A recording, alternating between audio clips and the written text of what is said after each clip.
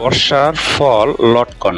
আজকের আলোচনার কেন্দ্রবিন্দু এই লটকন ফল নিয়ে। মার্চ মাসে লটকন ফলের ফুল আসে এবং জুন এবং জুলাই মাসে পরিপক্ক ফল হয়। লটকন ফল খেতে খুবই সুস্বাদু। ভিটামিন সি এর উৎস হিসাবে লটকন ফল সেরা। রসালো লটকন শরীরের পানি শূন্যতা বজায় রাখে, রুচি বাড়াতে সাহায্য করে এই টক মিষ্টি লটকন ফল। লটকন ফল বমি ভাব কমায়, ত্বকের রুক্ষতা কমায়। লটকন ফল জ্বর, সর্দি, কাশি থেকে দূরে রাখে এই লটকন ফল।